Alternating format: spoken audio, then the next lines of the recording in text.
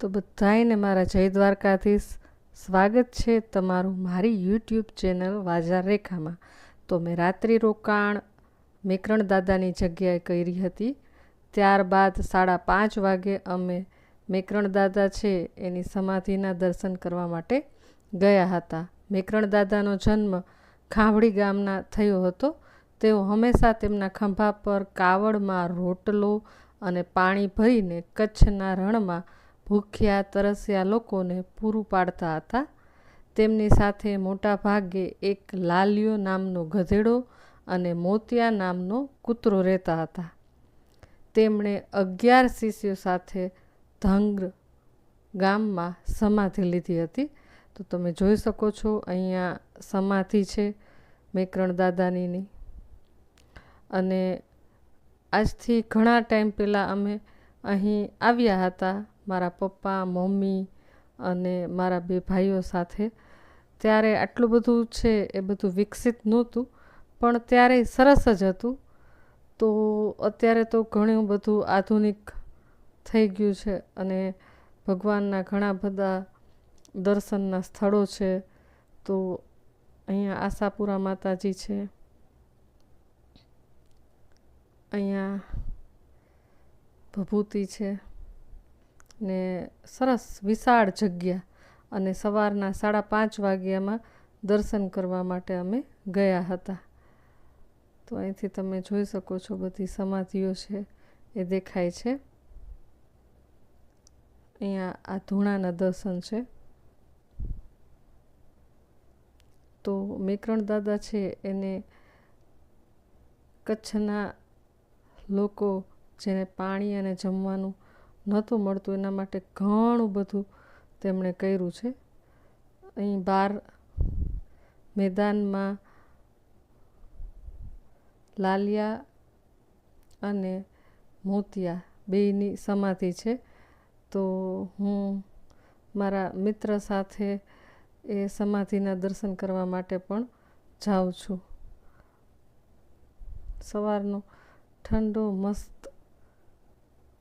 પવન અને વાતાવરણ અને જગ્યા ખૂબ જ સરસ.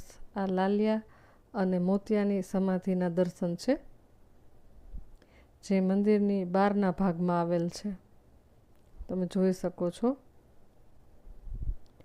તો ખૂબ જ સરસ મજાની જગ્યા. જ્યારે તમે કચ્છમાં આવો તો અહીંની મુલાકાત જરૂરથી લેજો.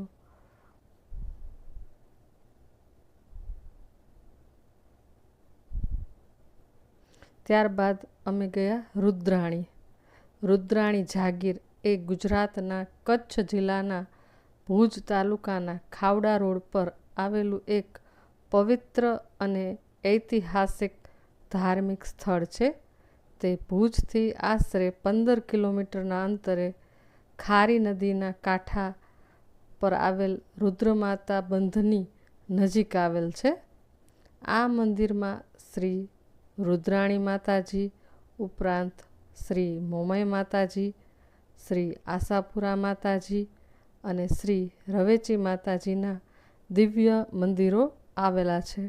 અહીં પણ ખૂબ જ વિશાળ જગ્યા છે, તમે જોઈ શકો છો. અને આની પહેલાં મેં તમને કીધું એમ મારા પરિવાર સાથે રુદ્રાણી આવી ગઈ છું. તો ત્યારે અમે રાત્રિ રોકાણ છે એ રુદ્રાણી માતાજીના મંદિરે કરેલ હતું. ત્યારે તો રાતના જ્યારે અમે ત્યાં એ જગ્યા ઉપર પહોંચ્યા ત્યારે જ અમને એમ થતું હતું કે કેટલું જંગલમાં આવેલું છે એવું લાગતું હતું, કારણ કે બાજુમાં ડેમ છે ને આજુબાજુમાં બીજું કંઈ જ નથી. પરંતુ અત્યારે તો તમે જોઈ શકો છો કે કેટલું વિશાળ અને ભવ્ય મંદિર છે એ બની ગયું છે. તો અહીં આ માતાજીના દર્શન છે એ તમે જોઈ શકો છો. રુદ્રાણી માતાજી, મોમય માતાજી, શ્રી આશાપુરા માતાજી ને રવેચી માતાજી. અને બાજુમાં હનુમાન દાદા, ગણપતિ બાપા એ બધાના પણ દર્શન હતા. અને બધા હનુમાન બાપા ને ગણપતિ દાદાને સિક્કા ચોંટાડીને પોતાની વિશ માંગતા હતા. તો સરસ મજાની અમારા પ્રવાસનો આ બીજો દિવસ તમે જોઈ શકો છો એ ખૂબ જ સરસ મજાની જગ્યા. રાત્રિ રોકાણ આના પહેલાં અમે રુદ્રાણીમાં કર્યું હતું અને જમ્યા પણ ત્યાં જ હતા.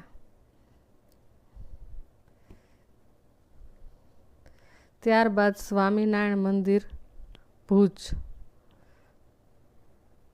જ્યારે 2001માં ભૂકંપ આવ્યો એ પહેલાં ભગવાન શ્રી સ્વામિનારાયણ મંદિર ભુજમાં જે આવેલા છે એમના દર્શન કર્યા હતા. ત્યારબાદ આજે કરવાનો મોકો મળ્યો છે અને પરસોત્તમ મહિના નિમિત્તે અહીં ઝાંખી રાખેલી છે. તમે જોઈ શકો છો આ ભગવાનના દર્શન. ખૂબ જ ત્યારે પણ 2001 પહેલાં પણ એટલું સરસ મંદિર હતું સ્વામિનારાયણ ભગવાનનું. અને અત્યારે તો વાત જ પૂછોમાં. ત્યારથી અત્યાર સુધીમાં ઘણો ફેરફાર. અને આ હમીરસર તળાવ, ત્યાંથી અમે ભુજમાં જે જોવાલાયક સ્થળો હતા ત્યાં અમે ગયા હતા. આશાપુરા માતાજીનું મંદિર છે, અંદર વિડીયો શૂટિંગ કરવાની મનાઈ હતી, તો બારે આ પર્વત જેવું બનાવેલું હતું એનો મેં વિડીયો લીધો છે. મંદિરના અંદરના ભાગનો વિડીયો લીધેલ નથી. તો આ પણ મંદિર છે, ખૂબ જ સરસ હતું. ભુજ આવો એટલે ત્યાંથી તમને લોકલ રિક્ષાવાળા છે એ અમુક રૂપિયામાં જે ભુજમાં જોવાલાયક સ્થળો છે એ બધી જગ્યાએ તમને થોડીક વારમાં જ ફેરવી દેશે. બધી જગ્યાએ સરસ મજાના દર્શન છે એ તમને કરાવી દેશે. ત્યારબાદ આ પ્રાગ મહેલ અને આઈના મહેલ છે. તો આઈના મહેલ જોવા માટે અમે ત્યાં પહોંચ્યા તો તે હજી ખુલ્યું નહોતું, એનો સમય થયો નહોતો, કારણ કે અમે તો વહેલા નીકળી ગયા હતા. તો થોડી વાર બેસ્યા અને ત્યારબાદ આઈના મહેલ છે એ અમે જોયું. આઈના મહેલમાં પણ કેમેરો અને વિડીયો શૂટિંગ કરવાની મનાઈ હતી, એટલા માટે એ નથી કરવું. સરસ મજાનું, ખૂબ જ સરસ રાજા રજવાડાનું બધી વસ્તુઓ રાખેલી હતી. અને આઈના મહેલ એટલા માટે કે જે રાજા હતા એના રૂમની અંદર કાચ રાખેલા હતા અને એક જ દીવો છે એ ચાલુ કરે છતાં પણ એ કાચના લીધે આખા રૂમની અંદર છે એ અજવાળું પથરાઈ જાય, એટલા માટે એનું નામ આઈના મહેલ રાખેલ છે. અને આ સાથે ઘણી બીજી વસ્તુઓ પણ ત્યાં હતી. આ છે એ પ્રાગ મહેલ છે. બહારથી જ એના દ્રશ્યો પણ લીધા છે. તો આવી રીતે દરેક જગ્યાએ અમે ફર્યા. અને આ છે વાંઢાઈ ઉમિયા માતાજીનું મંદિર. ત્યાં અમે જરાક વાર જ રહ્યા. ત્યારબાદ અમે કેટલા આપાની જગ્યાએ ગયા. તો એટલું સરસ મંદિર અને એટલું બધું જોવાનું કે ન પૂછો વાત. પરંતુ અમારી પાસે સમય એટલો બધો ન હતો, એટલે જેટલું ઝડપથી અમે ફરી શક્યા, દર્શન કરી શક્યા, એટલું ઝડપથી ફર્યા અને દર્શન કર્યા. તમને પણ હું એમના દર્શન કરાવું, કારણ કે ત્યાં વિડીયો શૂટિંગ કરવાની મનાઈ હતી નહીં. તો જેટલો બને એટલો મેં વિડીયો છે એ લીધો હતો. ખૂબ જ વિશાળ જગ્યા. અને બધા બસના લોકો પછી ફરિયાદ કરવા માંડ્યા કે પહેલાં અમને અહીંયા લઈ આવાય ને તો અમે અહીંયા વધારે સમય મોજથી રહેત અને ફરત અને દર્શન કરત. તો જોઈ શકો છો કે આ કેટલા આપવાની જગ્યા છે. અને એક સાથે બસના બધા જ લોકો ઉતરે એટલે થોડીક વાર માટે તો બધે લોકો, કારણ કે બધાને એક સાથે જોઈ લેવું, એક સાથે ફોટા લેવા, વિડીયો લેવા, દર્શન કરવા, એટલે થોડીક વાર તો ગળદી હોય, પણ આપણે આરામથી. તમે જોઈ શકો છો ખૂબ જ વિશાળ જગ્યા હતી. અહીંયા રાધા કૃષ્ણની મૂર્તિ બનાવેલી હતી અને ઘણા દેવી દેવતાઓની સરસ મજાની પ્રતિમાઓ છે હતી. અને અહીંયા હનુમાન દાદા હાજરા હજુર. ખૂબ જ સરસ મજાનો વિડીયો મેં બનાવ્યો અને દર્શન કર્યા. તમે જોઈ શકો ખૂબ જ ગરમી હતી, તાપ હતો, પણ છતાં મજા આવી ગઈ, ખૂબ જ મજા આવી. ઘણું બધું જોવાનું હતું. ઝડપથી કેટલું જોઈ શકું, કેટલો વિડીયો બનાવી શકું, અને ઝડપથી બનાવો એ વિડીયો પણ કેવો બને. ચાલતા ચાલતા બસ આમ લઈને બનાવી નાખ્યો છે. ને આગળ અહીંયા મારા મિત્ર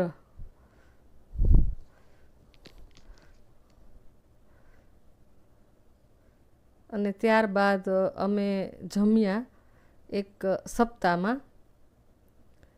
તો મને એમ હતું કે સૌરાષ્ટ્રમાં જ આવી કથાઓ ને સપ્તાહો ને બધું થાય છે, પણ તમે જોઈ લો ખાલી જમવા માટેનું આવડું મોટું ટેન્ટ હતો કે એની અંદર કેટલા લોકો એકસાથે જમી શકે.